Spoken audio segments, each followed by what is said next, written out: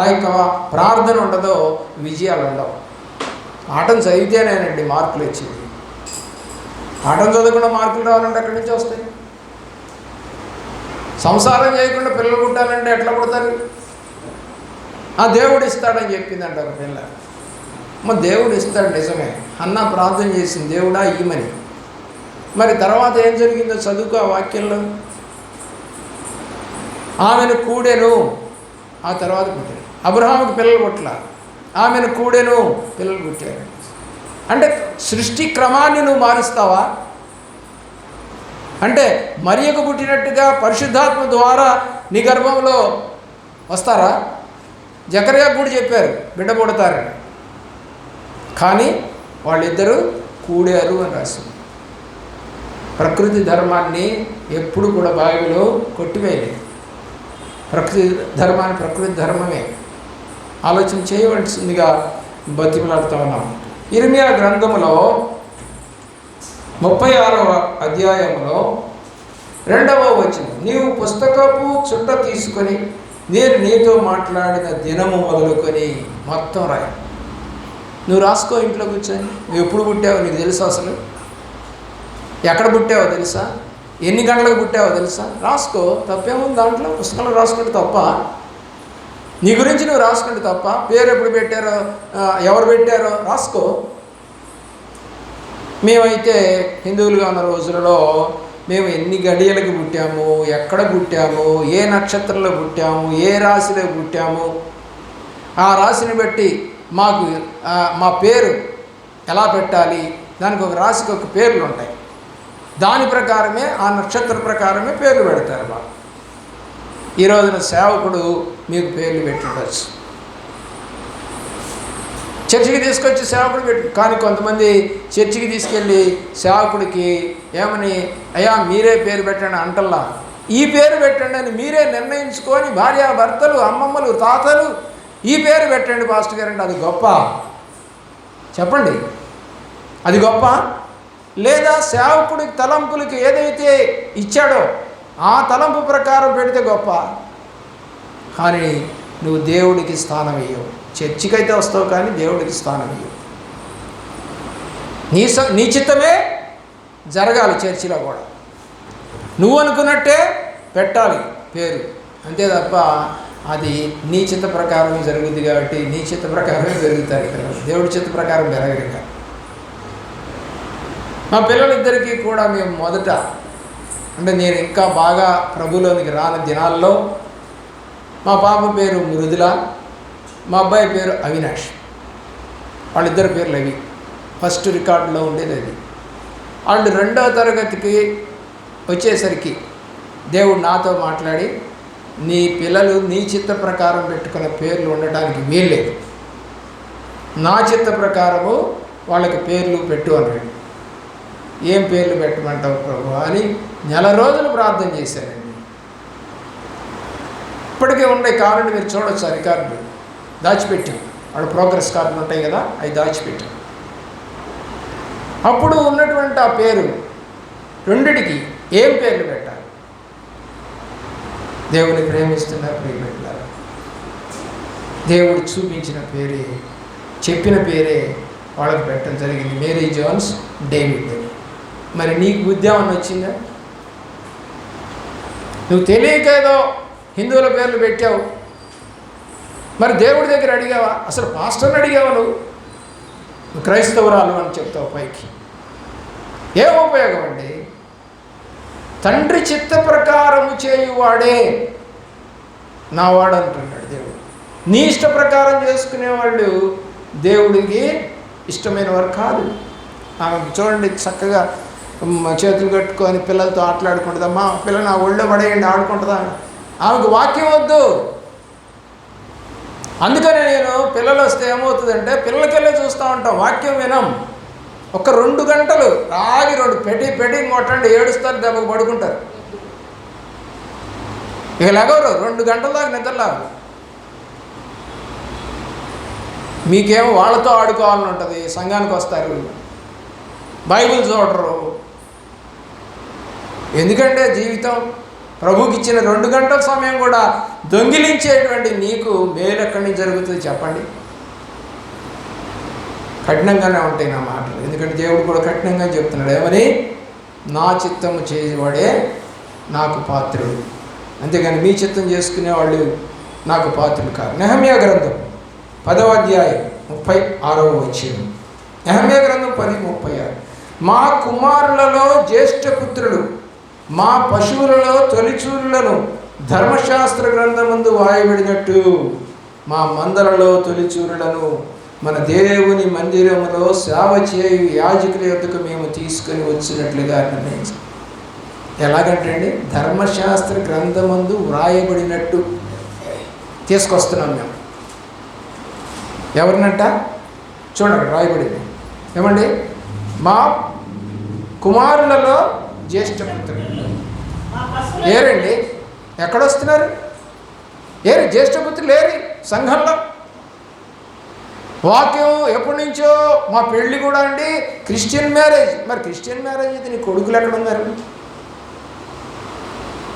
వాక్యం చెబుతుంది కదా, గ్రంథములో వ్రాయబడినట్టుగా మా జ్యేష్ఠ కుమారులను మా పశువులలో తొలిచూలను ధర్మశాస్త్రమందు వ్రాయబడినట్టు మా మందలలో తొలిచూలను మన దేవుని మందిరమునకు సేవ చేయు యాజకుల యొద్దకు మేము తీసుకొని వచ్చినట్లుగా నిర్ణయించుకున్నాం. నీ నిర్ణయం ఏంటి? నీ యొక్క నిర్ణయం ఏంటి?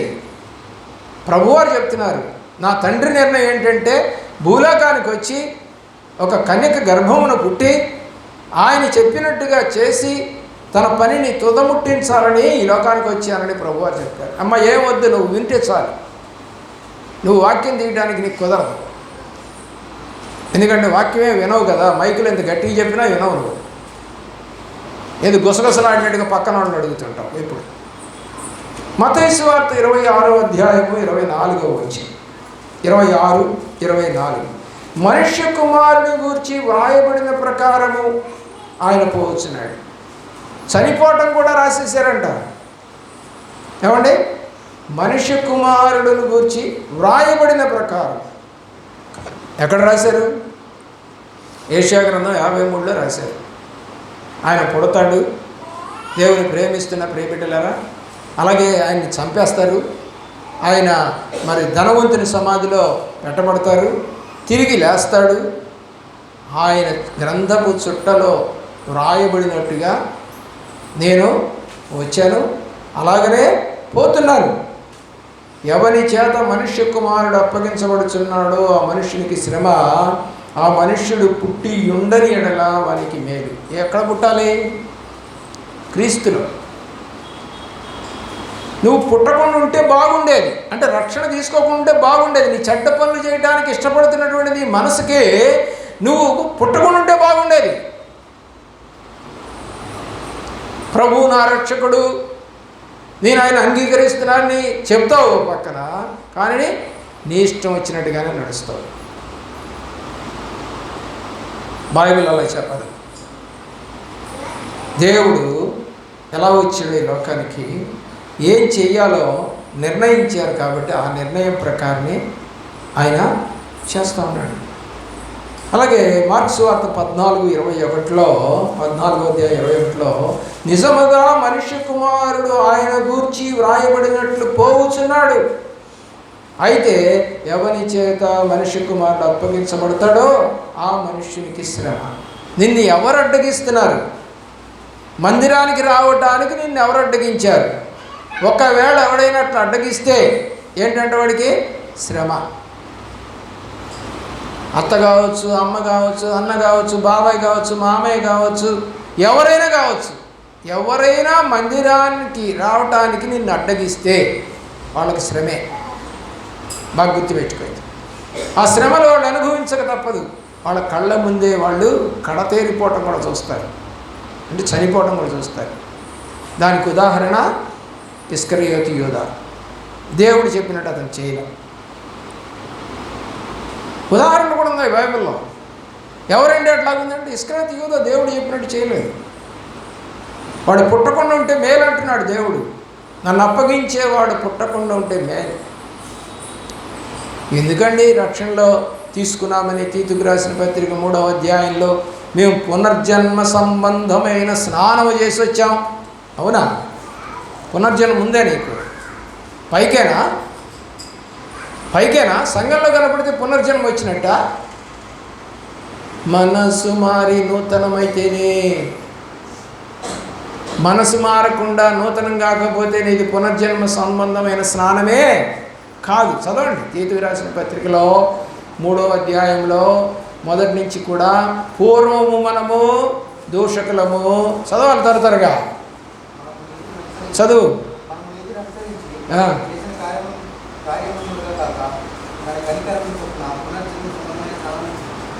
ఆ ముందు చదువు నాన్న, ముందు.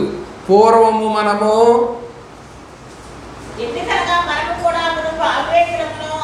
ఏంటంటే తొందరపడబాకండి. అవివేకులు, అవిధేయులు, మోసపోయిన వారు,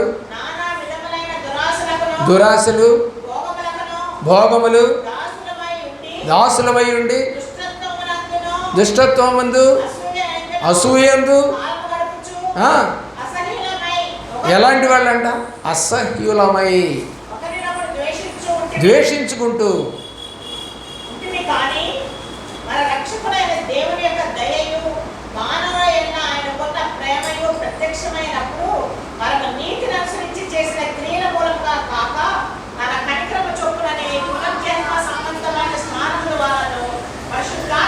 ఈ పునర్జన్మ సంబంధమైన స్నానం చేసావా? బైబిల్ ప్రకారము నువ్వు దేవుణ్ణి అంగీకరించి నీళ్ళల్లో మునిగావంటేనే అది 2వ జన్మ అని అర్థం. దాన్నే పునర్జన్మ. తల్లిదండ్రులకు పుట్టడం వేరు, ఆత్మలో పుట్టడం వేరు. ఈ స్నానం నువ్వు చేసావా? ఆ గతంలో చెప్పబడినటువంటి దరిదాపుగా 10 రకాలు ఉన్నాయి. ఆ 10 రకాల కార్యాలు కూడా ఉన్నాయా ఇప్పటికీ కూడా? ఒకవేళ ఉంటే నీదే స్నానం కాదు, పునర్జన్మ సంబంధమైన స్నానమే కాదు. ఏదో పాస్టర్ గారు మునగమన్నారు, మునిగారు. ఈ మధ్య కాలువల్లో కాకుండా తొట్లల్లో కూడా ముంచుతున్నారంట. చిన్నప్పుడు పిల్లల్ని బాత్ టబ్బులు అని చెప్పేసి కొనుక్కొని ఎన్నిసార్లు ముంచుంటామో కదా. అది కూడా స్నానమేనా? అది కూడా బాప్తిజమేనా? ఆలోచించి. నీళ్ళల్లో మునిగినంత మాత్రాన రక్షణ రాదు, మారు మనసు రాదు. ఏ స్నానం పొందాలి? పునర్జన్మ సంబంధమైన స్నానం పొందితేనే కొరింథీయులకు రాసిన 2వ పత్రిక 5వ అధ్యాయం 17వ వచనం ప్రకారంగా పాతవి గతిస్తాయి, సమస్తము నూతనమవుతాయి. పాతవి గతించకుండా, సమస్తము నూతనం కాకుండా నేను ప్రభువు బిడ్డను అని చెప్తే నీ వేష భాషలు ఏం మారలేదు, పద్ధతులు మారలేదు, ఆలోచనలు మారలేదు, నడకలు మారలేదు, కూర్చునే స్థలాలు మారలేదు. వాళ్ళతో మాకేం సంబంధం అంటే పోయి వాళ్ళ దగ్గరే కూర్చుంటాం. ఎట్లా కూర్చుంటో తెలుసా? గుసగుసలు ఆడుకుంటూ. ఎట్లా కూర్చోబుద్ధి అవుతుందండి? నిప్పుల మీద కూర్చోమంటే కూర్చుంటావా? మరి అది పాపం అంటే నిప్పు కింద సంబంధం. మరి పాపం నిప్పుతో సంబంధం అయితే వాళ్ళ దగ్గరికి పోయి ఎలా కూర్చుంటావు? అంటే నీవు కూడా పాపివే అని చెప్పడానికి పాపులతో తిరుగుతావని కీర్తన గ్రంథంలో 1వ కీర్తనలో 3 రకాల గుంపులు రాశాయి. పాపులని తెలుసు నీకు, తెలిసి కూడా కూర్చుంటున్నావంటే మరి నువ్వు పాపం చేయడానికి కూర్చున్నావా లేదా సువార్త చెప్పడానికి కూర్చున్నావా? చదవండి. దుష్టుల ఆలోచన, పాపుల మార్గమును నిలవక అపహాసులు కూర్చుంటోట కూర్చుంటా. ఈ 3 పనులు నువ్వు చేస్తూ పునర్జన్మ సంబంధమైన స్నానం అంటావా? పైకేనా? దేవుడి మాటలు ఎంతో కష్టంగా ఉంటాయండి. నడుచుకోవటం చేతకానప్పుడు భయం వేస్తుంది, భయపడతాం. లూకాసు వార్త 4వ అధ్యాయం 19వ వచనం. ప్రభు హితవత్సరము ప్రకటించుటకును ఆయన నన్ను పంపి ఉన్నాడు. ఏంటంటే అండి, ఏ వత్సరాన్ని ప్రకటించడానికి? దేవుణ్ణి ఎరిగిన తర్వాత నీ యొక్క సంవత్సరాలన్నీ కూడా ఎలాంటి సంవత్సరాలు? హిత సంవత్సరాలు అంటే మంచి సంవత్సరాలుగా ఉండాలి. ఏది రక్షణ పొందిన కూడా నీకు మంచి సంవత్సరాలు రావట్లేదు. రక్షణ పొందావు కానీ హితవత్సరము నీకు నీ కుటుంబానికి రావడానికి కారణం ఏంటి? ఆయన హితవత్సరమును ప్రకటించుటకు మరి లోకానికి మా నాన్నగారు నన్ను పంపారు. మరి నువ్వు ఏ యొక్క సంవత్సరాన్ని ప్రకటించడానికి దేవుడి దగ్గరికి వచ్చావు? ఆలోచించి. వాక్య భాగము స్పష్టంగా అర్థమైతే నీ జీవితం స్పష్టంగా ఉంటుంది. కొన్నిసార్లు మనం అద్దం దగ్గరికి వెళ్తాం. వెళ్ళినప్పుడు దుమ్మో ధూళో పడి, లేకపోతే మసగ్గా కనపడుతూ సరిగా కనపడకుండా, లేదా గబిక్కినప్పుడు తుమ్ముంటే అద్దం ముందు ఆ తుప్పర్లు పడి మరి సరిగా కనపడినప్పుడు ఏం చేస్తావు?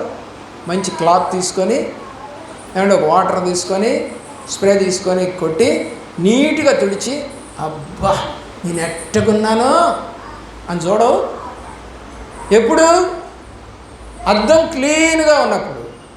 మరి నీ హృదయం క్లీన్గా ఉన్నప్పుడు దేవుడి వాక్యం తేటగా కనపడుద్ది. నీ హృదయం క్లీన్గా లేనంతవరకు దేవుడి వాక్యం తేటగా నీకు కనపడదు, కష్టంగా ఉంటుంది. ఏదో ఒకటి లేక ఏముందిలే ఇప్పుడు చూడొచ్చేది అని అనుకుంటాం. అద్దం తొడవు. ఇక ఆ తర్వాత ఇంట్లో ఉన్న వాళ్ళు ఎవరు తొడవరు, అంతే ఉండిపోతూ ఉంది అది. ఆ మురికి అద్దాన్నే చూసుకుంటూ. చిన్నప్పుడు మాకు చెప్పేవాళ్ళు పగిలిన అద్దంలో ముఖం చూసుకోకూడదంట. తెలుసా మీకు ఆ సంగతి? జీవితం కూడా పగిలిపోద్దంట. పగిలిన అద్దంలో చూడకూడదు అంటారు.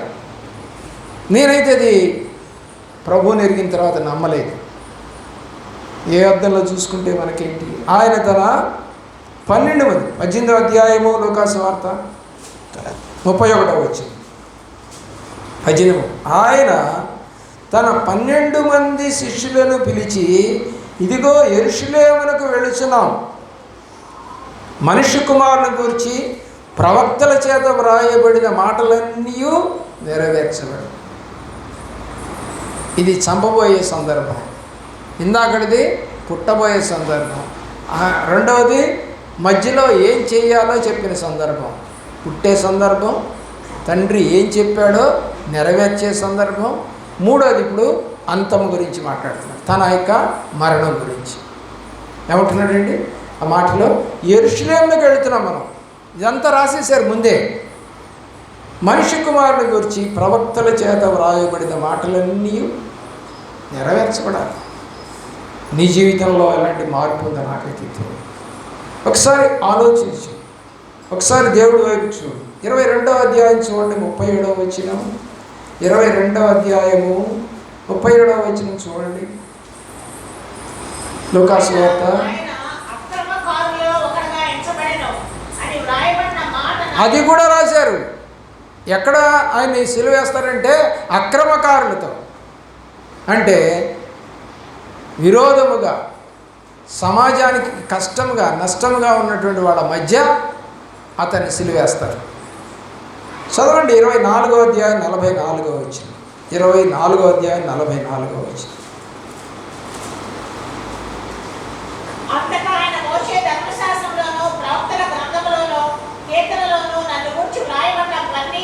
నిష్ఠతో చెబుతున్నాడండి.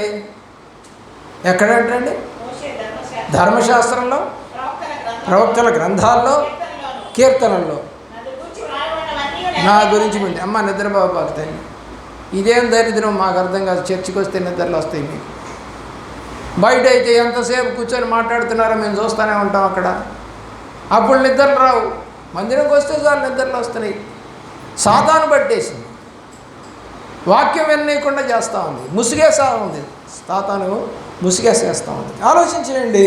ఇక్కడ చెప్తున్నాడు దేవుడు, ఎక్కడెక్కడ నా గురించి రాశారో దాని ప్రకారము జరుగుతుంది.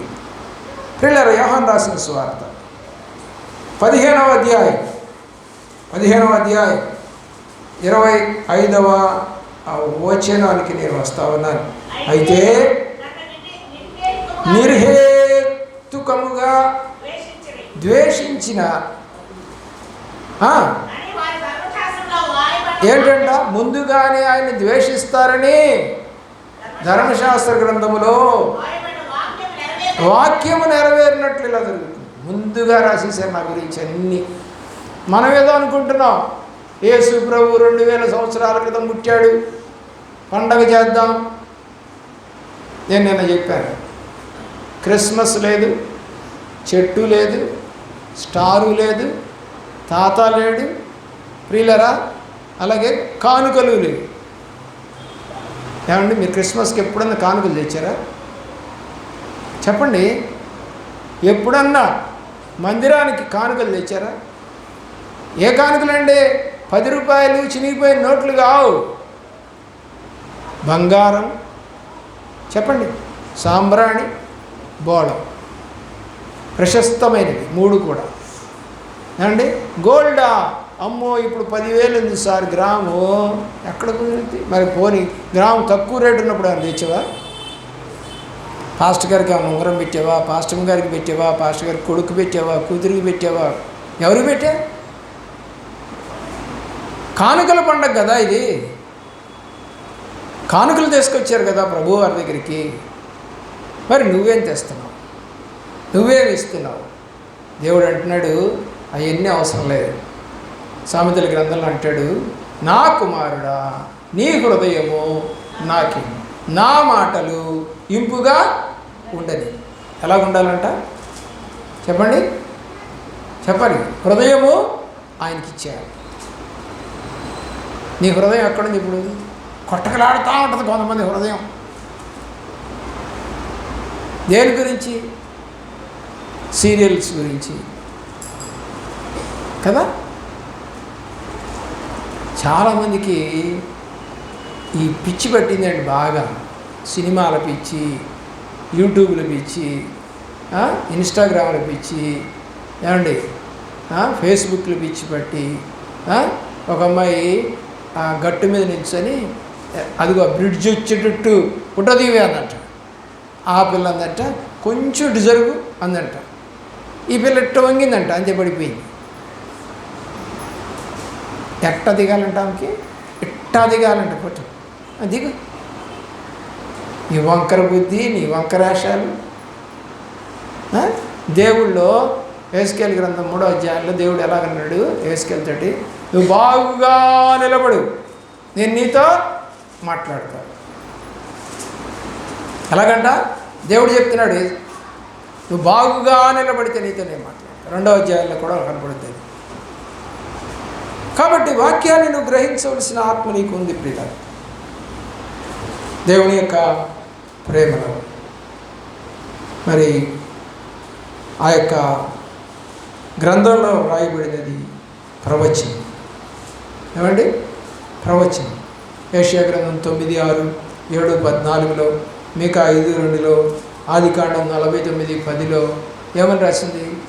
యేసు ప్రభు పుడతారు.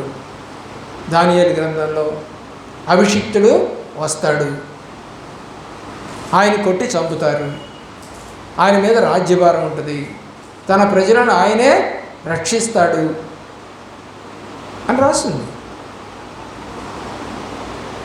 మరి నీ హృదయంలోకి యేసు ప్రభు వచ్చాడా? పుట్టాడా?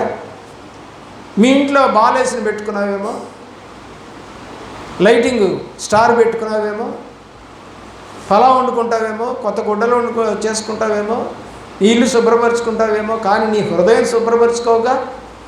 హృదయం శుభ్రపరచుకొని బల్లారాధన తీసుకోవాలి. కాబట్టి దేవుని ప్రేమించాల్సిందిగా కోరుతాము. ఎందుకంటే